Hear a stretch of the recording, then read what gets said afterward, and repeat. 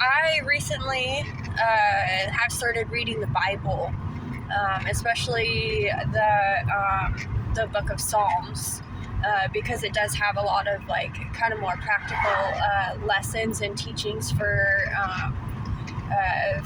like everyday methods on how to like kind of like be your best self.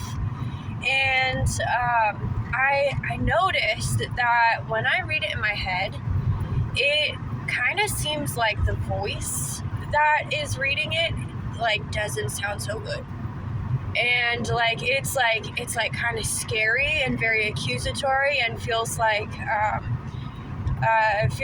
it's like trying to make me cry and like get angry and like all this kind of different stuff. And I'm like, I don't know what that's about.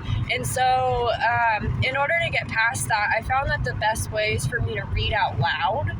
And then usually, like, it's kind of strange, but it seems that when I read out loud, my voice is so different from the voice in my head.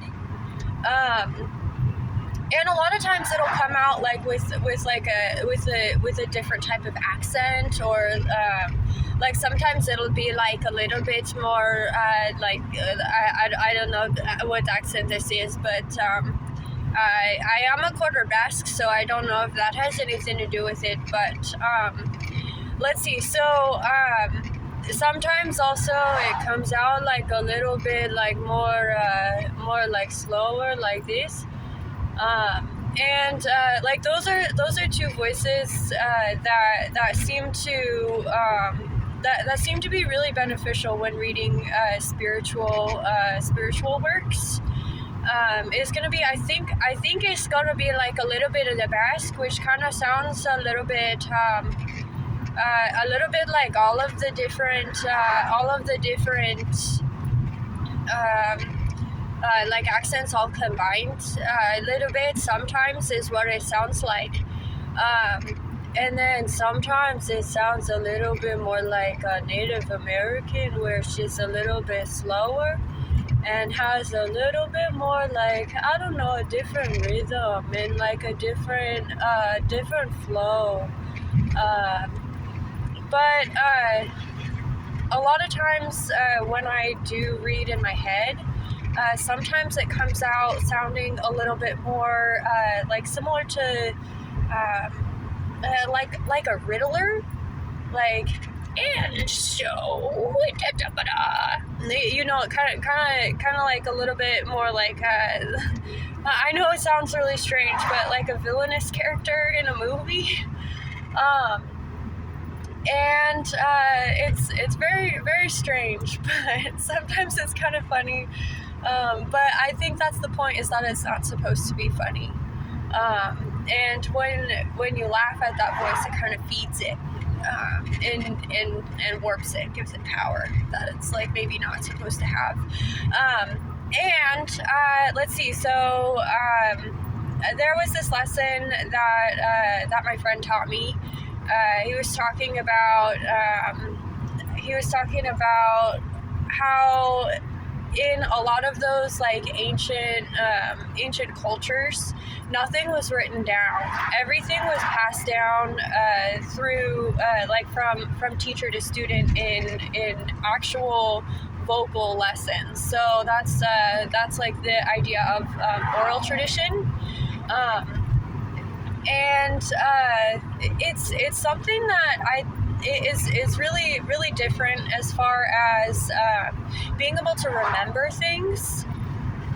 If you don't have like notes and you don't have anything that are written down, then it kind of forces your mind to remember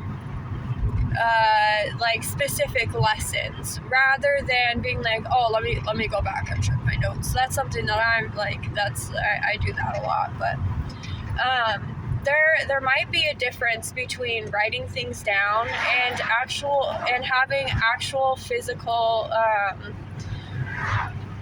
like sound vibrations that carry with them a specific type of energy.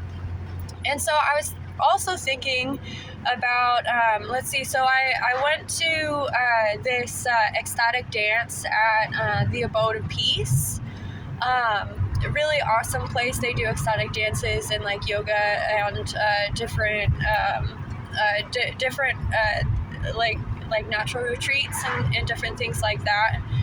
They're over in Georgetown, and I was asked a question by this other awesome female. She does a little bit of kind of like investigative type like video journaling and stuff like that. She's really cool. And she asked me a question about what I thought about doing the like sound mantras, like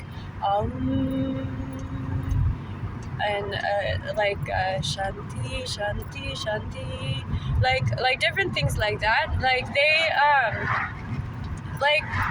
okay, so when you were young in like say elementary school or something, and you were shown like different science experiments, like for example there's that lesson on like sound vibration and what it does, and I love Bill Nye the Science Guy. He does a whole bunch of like actual like physical experiments that you can actually see. But there's this one that is about putting sand on top of a speaker and then playing different tones, and how that sand on top of the speaker like realigns into different patterns.